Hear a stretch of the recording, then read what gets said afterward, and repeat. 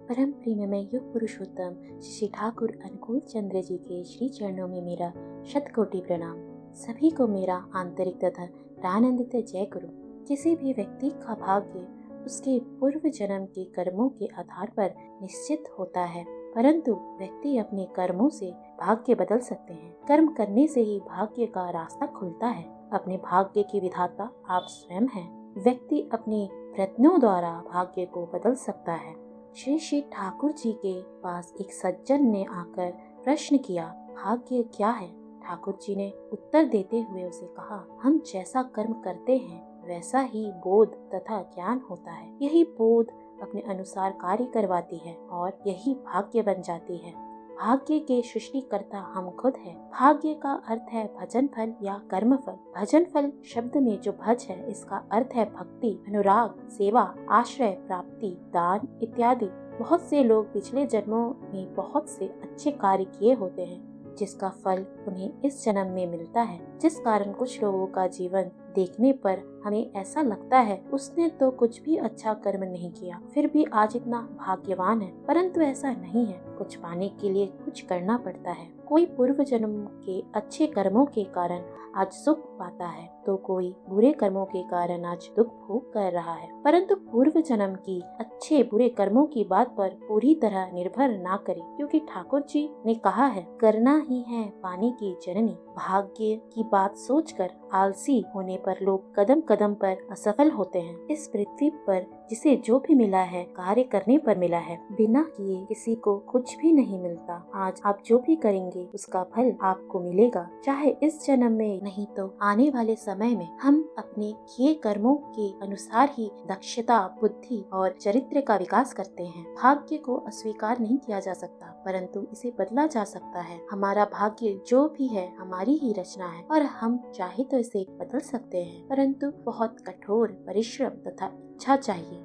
हमारे सामने जो भी परिस्थिति आती है वह हमारा भाग्य है, परंतु उस परिस्थिति में हम जो प्रतिक्रिया करते हैं, उस समय जो निर्णय लेते हैं तथा जो भी कर्म करते हैं, वह हमारे भाग्य को बदलने की क्षमता रखता है। एक ही निर्णय मनुष्य का भाग्य बदल सकता है, समग्र भविष्य की दिशा बदल सकता है, किंतु निर्णय मनुष्य के विचारों से जन्म लेता है। जीवन भर हम जिस प्रकार के विचारों का अभ्यास करते आए हैं, उसी प्रकार का विचार करता है मनुष्य और उसी प्रकार निर्णय लेता है, तथा किसी भी परिस्थिति में सही निर्णय लेकर सही प्रतिक्रिया केवल हम तभी कर पाएंगे जब हम सद्गुरु के शरणापन्न होंगे, सत्संग से जुड़ेंगे। एक बार एक व्यक्ति अपने परिवार में हो रही अशांति से परेशान और दुखी होकर घर छोड़कर चला जाता है। वह आदमी कई दिनों तक इधर उधर भटकता हुआ एक कीर्तन भजन करने वाले साधुओं के दल में जुड़ जाता है और वह पूरा समय ईश्वर के भजन कीर्तन में लीन हो जाता है और हर समय आनंद और सुख का अनुभव करता है। उसके पिछले जन्मों के कर्म के अनुसार उसके भाग्य में यह समय दुख भोग करने का था, परंतु भजन कीर्तन करके ईश्वर का नाम लेते हुए वह हर पल आनंद और शांति का अनुभव करता है। यदि वह दुखी होकर गलत संगत या बुरे कार्य करता तो और दुख भोगता, परंतु उसने साधुओं का संग किया तो उसके भाग्य में जो दुख लिखा था उसका विपरीत हुआ। वह ईश्वर के नाम गान करने पर दुर्भाग्य से सौभाग्य में बदल जाता है। ठाकुर जी ने आलोचना प्रसंग एकादश खंड पृष्ठ 10 13/2/1948 में भी लिखा है, तुम्हारे दर्शन की ज्ञान की सीमा जितनी है, भाग्य ठीक उसके आगे है। देख नहीं पाते हो, जान नहीं पाते हो, इसलिए अदृष्ट अर्थात भाग्य है। अपने शैतान, अहंकारी, अहमक मैं को निकाल बाहर करो। परमपिता की इच्छा पर तुम चलो। अदृष्ट अर्थात भाग्य कुछ भी नहीं कर सकेगा। परमपिता की इच्छा ही है भाग्य। काम करते जाओ, भाग्य सोचकर हताश मत हो जाओ, आलसी मत बनो। जैसा काम करोगे तुम्हारा भाग्य वैसा ही बनकर दृष्ट होगा। सत्कर्मी का कभी अकल्याण नहीं होता है, चाहे एक दिन पहले या पीछे। परमपिता की ओर देखकर काम करते जाओ, उनकी इच्छा ही है भाग्य। तुम्हारा मैंपन जाते ही अदृष्ट खत्म हुआ, दर्शन भी नहीं, भाग्य भी नहीं। श्री श्री ठाकुर जी ने कर्म फल संबंधी बातें करते हुए कहा कि तुम्हारा कर्म फल जो तुम्हारे दृष्टि के बाहर है वह तुम्हारे लिए प्रतीक्षा करता है, वही भाग्य है। तुम यदि इष्ट स्वार्थ प्रतिष्ठा पन्न होगे तो खराब कर्म फल तुम्हारा विशेष कुछ नहीं बिगाड़ सकता है। कारण है कि जो भी अवस्था तुम्हारा क्यों नहीं आवे, तुम्हारा इष्टानु आचरण नियंत्रण सामंजस्य समाधान कर उसे शुभ संदीपी बना देगा। ठाकुर जी ने यह भी कहा, दुर्भाग्य तो सभी के जीवन में आता है, लेकिन तब यदि बुद्धि भ्रष्ट हो तो विनाश अधिक होता है। यजन याजन इष्टविधि जो करते हैं उनकी बुद्धि उनका मन फिर भी बहुत सही रहता है। किसी भी तरह की समस्या से वो बाहर आ जाते हैं, परेशानियाँ और बढ़ नहीं पाती। यजन याजन इष्टविधि करना इष्टि जलन अर्थात इष्ट पथ पर गुरु के बताए मार्ग पर चलने का अर्थ ही है दुर्भाग्य को दूर करने के पथ पर चलना। ठाकुर जी ने आगे कहा, दुर्भाग्य मनुष्य के जीवन में नहीं आएगा, ऐसा क्या हो सकता है? हर मनुष्य की उसके अपने पिछले कर्मों का फल है, उसकी अज्ञानता है, उसकी प्रकृति तथा आदतें हैं, उसके आसपास के परिवेश का उस पर प्रभाव है।